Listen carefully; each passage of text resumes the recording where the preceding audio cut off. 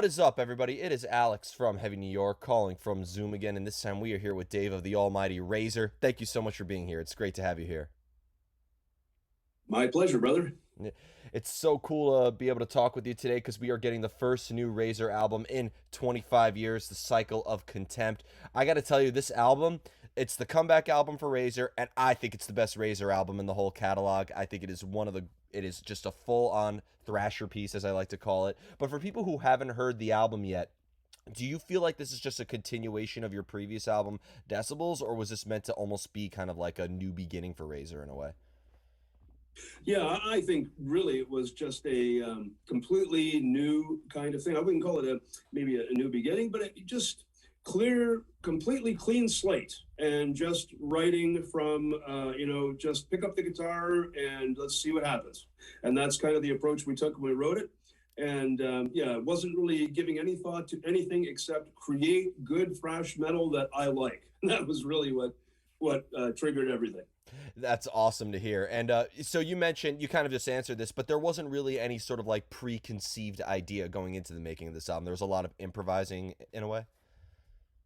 Yeah, really. I just wanted to, I just wanted to try and make good songs and pick up the guitar and see if I could come up with good riffs, catchy riffs, and put across something that was what I would hope that would come out if I was looking at it from the viewpoint of a fan, right? Because I am a fan. I'm a fan of this style of music, and I wanted to make something that 10 years from now, 20 years from now, if I'm still here, I can listen to it and say yes. Yes, I love the album and I feel like I nailed it.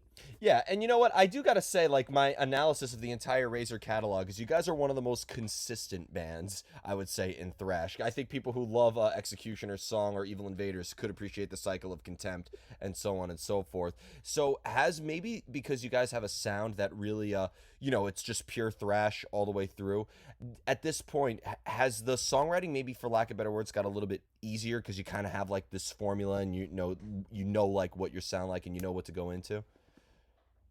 Yeah, I would say it isn't easier because it's not like it's any more difficult either. But it's a case of I just try to, like I say, I'm trying to put together an album that is definitely something that appeals to Razor fans, but that's by appealing to myself first.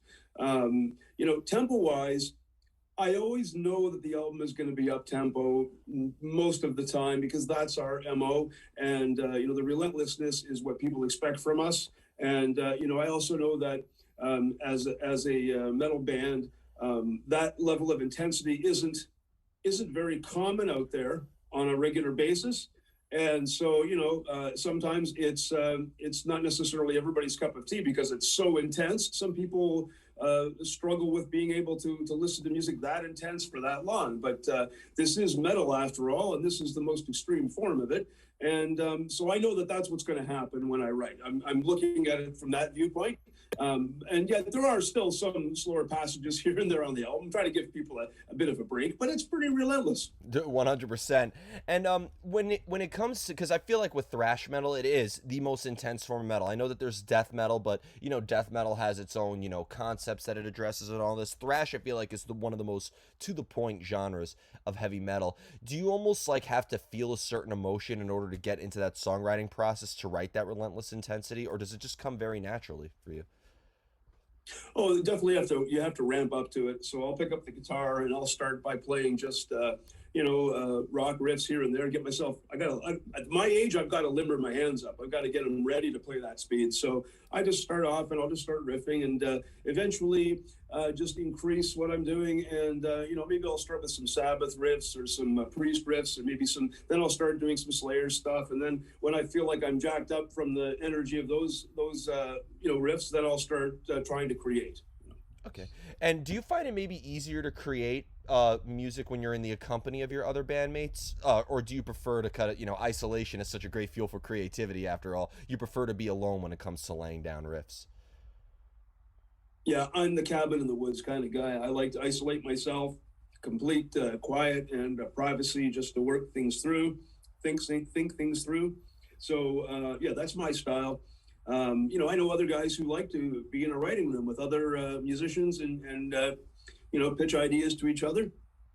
I've been part of processes like that in the past too, but I find what works best for me is to just be by myself and work it out.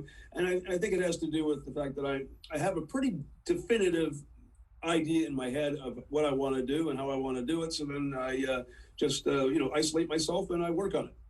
And again, when we are alone, just some of the greatest riffs sort of come out in a way, and like I can, part of me, it's always like those sort of what if questions, like when we hear those classic riffs, what happens if they had company that day? We may not have gotten a sick riff like that.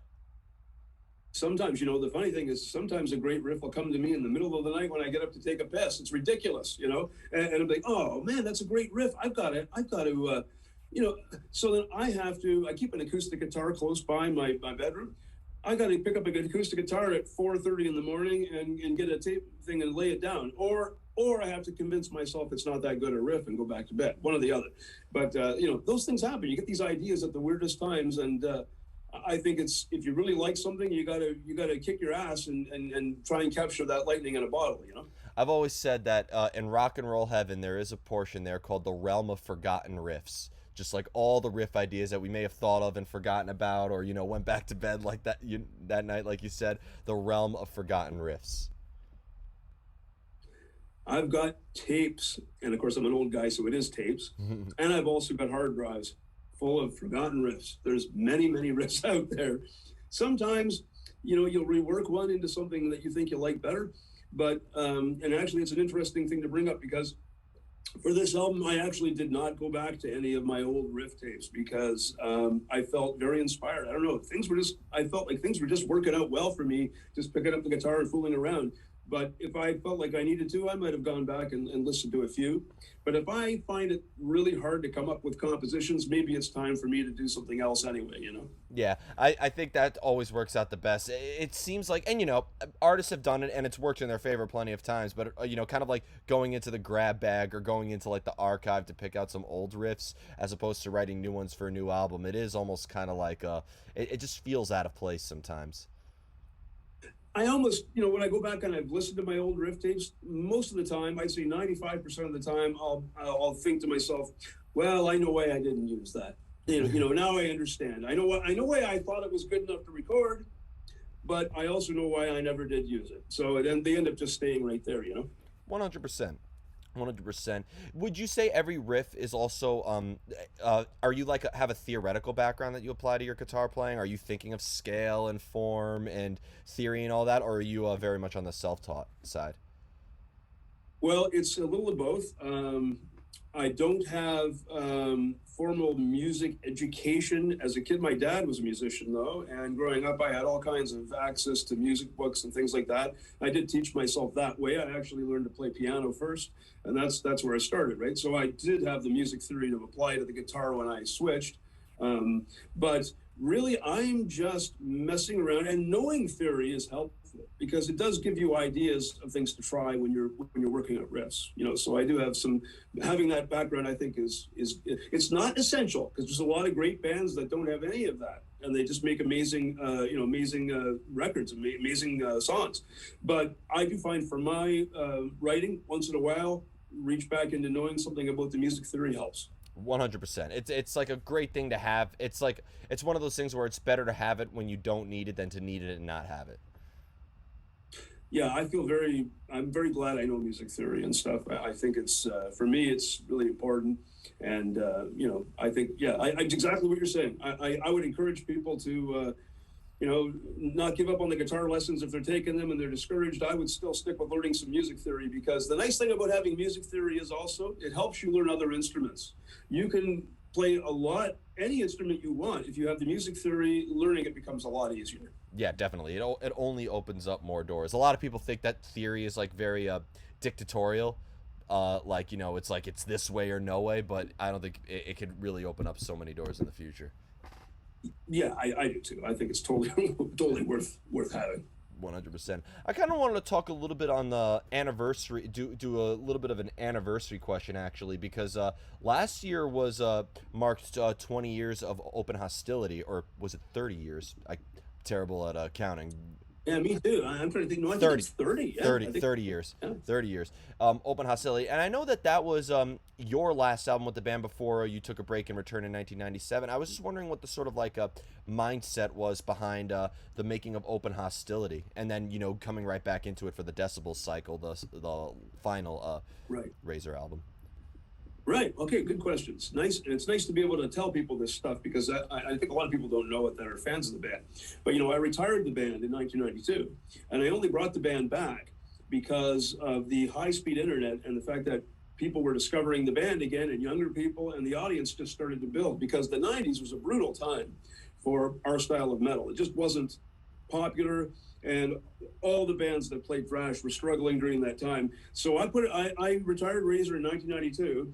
What happened with Decibels was we just got together to record that. That was the record that had been written that was going to be the follow-up to Open Hostility if I continued Razor into 92 and 93, which I didn't, but if I had, I would have used those songs. Those songs sat there for 5 years, and then my singer, Bob, put lyrics on the songs, and he asked me to record it. He set up a little deal for us to do it, so I did it. But it wasn't really a something that I was very invested in, to be honest. So during that period of time, Open Hostility was made in 1991, and I had already pretty much decided I was going to retire the band after that tour. We had a tour in 91 we did, and actually in 92 as well. And I thought after this, I'm probably going to end it.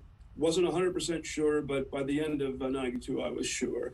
So Open Hostility was made as kind of, we had an issue with the drummer too. A drummer had a car accident. It wasn't actually, he wasn't in the car. He actually got his leg caught between two cars in a parking lot, and he actually it hit his knee. It was a terrible injury, and he couldn't play the drums. I did not want to replace him. So I programmed a drum machine to do the album. And, very polarizing. You get some people who get really messed up by the fact that we did that. And then there's other people who just roll with it and think it's a great album.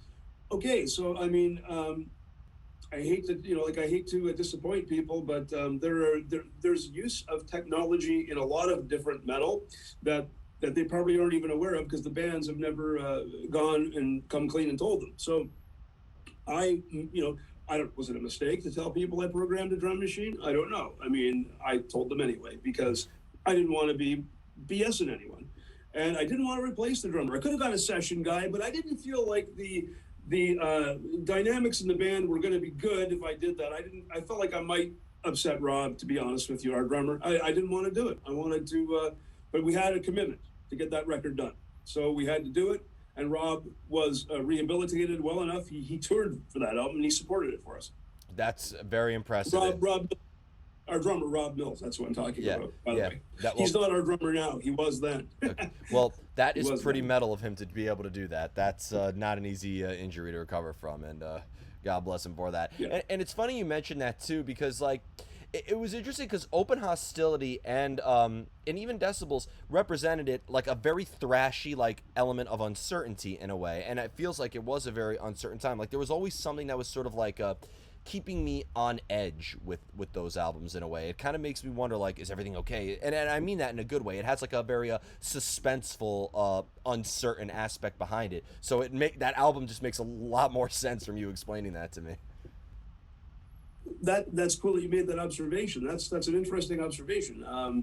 Yeah, I mean, really, those albums were written one year after another, so they could have been concurrent, like the way we were doing it back then. Like I say, I retired the band. That's where they came from. But the thing with Decibels is I didn't put as much effort and energy into overseeing how that package came out as I would have typically with a Razor album, just because to me it was more of a fun project for doing it for my singer, and it was the middle 90s. I didn't think anybody anywhere cared about the record, so I just thought we're making this for ourselves 100%.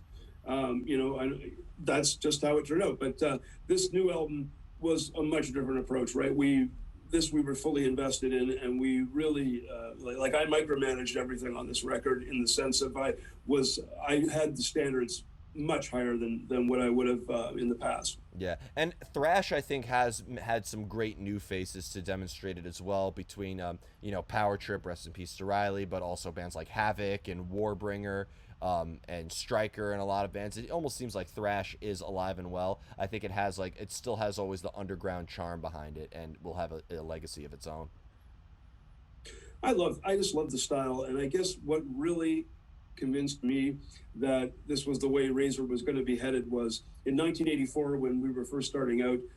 We had the opportunity to open some shows for Slayer, and that was when they were promoting Haunting the Chapel EP that had just come out, which was just the second thing they had released other than Show No Mercy. So it was about 6 months before Hell Awaits came out, and we got a chance to open for them on a string of shows. And I remember the first show we did with them was in Toronto, and we came in about 2 o'clock in the afternoon, getting ready for a sound check, and they were on the stage already doing their sound check. So it was just us, like the guys in Razor, and Slayer was on the stage, and nobody else was in the place. And I got to watch them play. They played all the songs off Haunting the Chapel, and they played 3 or 4 from Hell Awaits. Even though the album hadn't been released yet, I got to see them. And like they played Kill Again, Praise of Death, Hardening of the Arteries, and the title track, Hell Awaits. And they played these all in my face, 10 feet away from the stage. I watched every minute of it, and I was so blown away with how heavy and amazing and just the wave of insanity that was in my face. And I remember thinking, okay, this is the best band in the world I'm standing in front of. And it forever kind of altered my way of writing metal. Yeah, 100%. Like, and Slayer, I've always said, was really one of the most inspirational thrash bands because of the real heavier direction that it made thrash go into. Like, sure, you had Metallica, you had Anthrax, you had Megadeth, and all those bands, but like, I feel like Slayer, who started at the same time and everything like that, they really were they showed the most evil side of it. And it's no disrespect to James Hetfield and Anthrax, but there was something that was like, for lack of better terms, I'm gonna get shit for this, there was almost something a little too positive about it. I felt like it was almost too uplifting. Slayer was dark, it was brutally honest. It sang about, and throughout their whole career they sang about subject matter that was controversial and scary and nerve-wracking, whether it would be off of Hell Awaits or Rain and Blood or God Hates Us All. Hell, I'll even go as far to say that Diabolus and Musica even had some good elements in it too.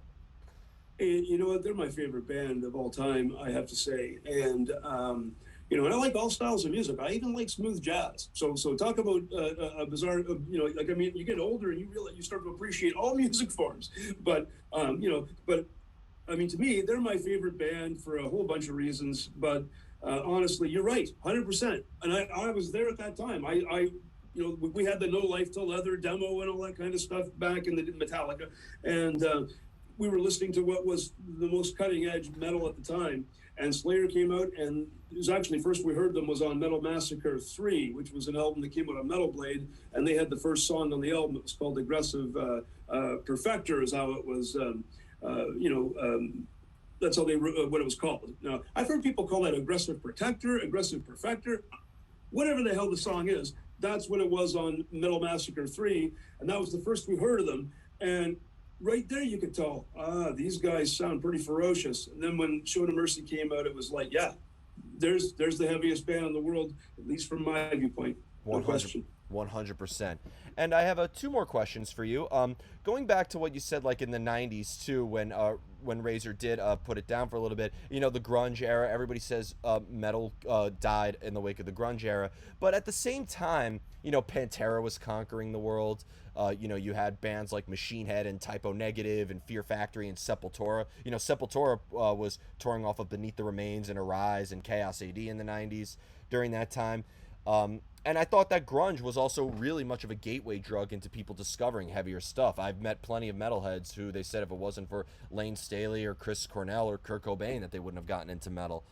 So do you almost feel that metal was really dead in the '90s? Because I would talk to people and they say that sure, it was maybe dead in the Poison, Motley Crue sort of Cinderella aspect, but it almost seemed like the real dirty stuff was still alive and well. Yeah, well, the big boys managed to stick around, and I'm very grateful for that because they were some of my favorite bands. When I retired Razor in 1992, I didn't feel like the market was looking. And again, back then it was different than today, because today you have the internet and you can get your music out to people a whole bunch of different ways. But back at that time, you had either the radio stations were going to play you, or the media was going to write about you, or the record companies, the agents, and the managers were going to support you. And at that time, in the early 90s, the structure, the establishment, as you call it, wasn't looking for new thrash bands. So some of them may have had some opportunities to get access to some of those resources, but I think a large number of them didn't. And I felt like it was time to retire. But that didn't mean there wasn't good music in the 90s, because honestly, I like some of those bands you mentioned. Like, I always liked to listen to Stone Temple Pilots, and I like Ministry, and I like who's the other band that comes to me, Soundgarden. Like, I mean, some of those bands are awesome. There's nothing, like, and they're still hard edged in many ways, and they have a different, little different flavor, and that's all good and well. But where I think we are today, that I'm very happy about, is that there's room for everybody now. Okay, because of the internet, we have more of a level playing field, where every style of music has a bunch of fans, and you can build on that. You don't have to worry about what the flavor of the month is anymore. And that was a big problem before the internet. Yeah, 100%. I'm very thankful. I was born in '93, so I missed a lot of the era. But like, I'm partially very thankful that I got to discover music on the internet, where I was able to listen to any song I wanted, anytime I wanted, discover new stuff anytime I wanted, not go to the CD store hoping that I had enough money for one or two albums, and then being able to listen to it and have to wait like another month or two before I could go there again. Yeah. And I did get my first CD at Tower Records, but that's the most vintage side about me. But and you bring up some very valid points. I heard that Dee Dee from Overkill, he laughs about that whole metal was dead in the 90s. He said that Overkill was doing great in the 90s. So. Well, like, I mean, and I have to tell you, I have a lot of regard for Overkill. They're Razor fans, and so I obviously love those guys. But hey, they had a good run there. That's good for them. I'm very happy to hear that. And I mean, it wasn't so dead that we didn't make Decibels. I mean, we did make it, but I didn't think Razor was going to embark on any kind of huge upward swing in the 90s, and that's why I decided, it was time not to. But yeah, there were a handful of bands that made a good go of it in the 90s. And Annihilator, there's another band that did well in the 90s. Yeah. So some bands did okay. Yep. And I considered Chaos AD to be the master of puppets of the 90s in a way, so or the Rain and Blood of the 90s. And I remember, I forgot which member it was, but one of the members of Slaughter said grunge didn't kill metal in the 90s. It was the industry that did. So like, I think it depends on the perspective as well. So well, and that's a very valid point. That kind of speaks to what I was just saying about the establishment and the industry, right? That's, to me, most of what was decided about who was getting what resources came from, radio stations, media, and record companies and management. Those things were all playing huge role. Television, MTV, this was all stuff that played a big role in what was going to be the next big thing, I guess, so to speak. And the final question I wanted to ask you is being a thrash band from that originated in Ontario, you always hear about how the thrash bands originated in the Bay Area and stuff like that, but what was the sort of scene like in the early days of Razor? Was there sort of like a thriving thrash metal scene in Canada in a way, or did Razor kind of have to cross the border a lot and go outside your hometown a lot in order to really get the name out there? Well, yeah, and you know what? That's a great question. We didn't cross the border enough. We should have been doing it more, and going to Europe too. And that was a problem in the Canadian scene. It was more of what I had just said. Like the establishment that was not really supporting metal in the 90s was a big problem in Canada in the 80s. And our mistake, Razor's mistake, I think, was to stay in Canada, even though I loved my country and I wanted to stay here. And some of the guys in the band, we probably should have gone to where there were better opportunities to get more of the resources. And we didn't do it, so I think we paid a price for it. But in terms of the fans, the fans were insane in Canada, just like they were everywhere else. The fans were there. I mean, the metal scene in Canada, from an underground standpoint, was really strong, especially in Quebec, and especially in the big cities like Toronto, Vancouver. Yeah, and I'd imagine too, because with the rise of bands like Anvil or Voivod, I imagine that they were able to sort of like cultivate, like bring up a small handful. And I can tell you right now, Canada has some of the best modern day metal bands I've ever heard in my life. So Well, like I say, I'm kind of in the middle of it. So sometimes I'm asked to comment on what differentiates the Canadian scene from the rest of the world, and I'm not always sure I'm the best guy to ask because I think maybe people outside of Canada have a better perspective on that than we do. yeah, well, you know what it is. What I've noticed with Canada, what I find interesting is you take a region in the United States. It's known for a specific genre. Seattle's known for grunge. Bay Area is known for thrash. New York, where I'm from, is known for hardcore. Tampa for death metal. But Canada, I've noticed, you have the home of Voivod. You're also the home of Devin Townsend. You're also the home of a lot of forgive me for bringing them up, but home of Nickelback. It's the home of like so Yeah. many. It's the home of so many like known bands of different styles. Like it's not like Sweden where I could assume that every band sounds like At the Gates. You know what I mean? So yeah. Yeah. Yeah, there's a lot of variety. I think Canada's very and has been, maybe again with the internet, things have changed, but Canada was always very influenced by American culture, right? Canada's right beside America, and I think there's a similarity there in terms of influences. And if something was coming up through the states, then I think we were affected by that. So seeing there's a large variety. Well, I mean, America has obviously really is the center of the world when it comes to entertainment. When you're looking at the different artists and different styles and everything, that tends to be where most people are trying to focus, or that's you've got like you said, the Bay Area is really where the birth of this style of music came, thrash, and of course Slayer's from L.A., but still California. Yeah. But yeah, I would say that it's hard as a Canadian to completely describe what makes us different, but I think that's enough of an answer. I'm just freaking rambling at this point. You can ramble all you want, but like it's true. Like Jagpanzer, who was a very underrated band, they started in Colorado, and not coming from the Bay Area, kind of had a hindrance on them. So it works every well. Yeah. And you're not gonna start if you're gonna start a hardcore band. In the '80s, you were starting that shit in New York. You weren't gonna start a hardcore band in the suburbs of South Dakota. You know what I mean? So Going to have a much tougher time, right? yeah, Especially without the internet. So, yeah, what I think we should have done with Razor was move to either New York or LA.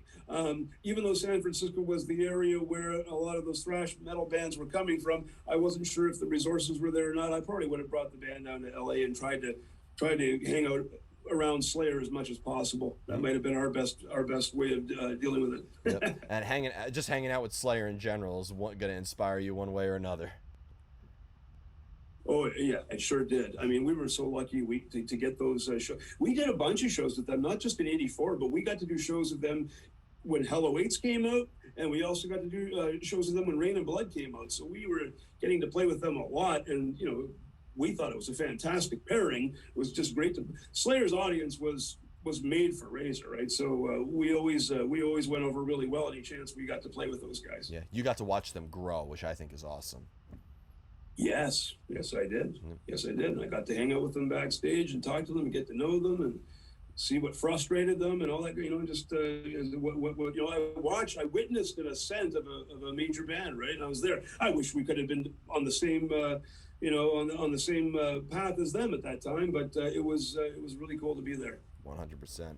So before we go, I want to thank you so much for your time today and for such a great conversation. I'm seeing Testament and Exodus and Death Angel tomorrow, and this was the perfect pregame for it. Is there just anything else that you would like to promote for the release of this brand new Razor album? Could we be expecting to see a full-on Razor tour maybe in support of it, or anything else you'd like to promote?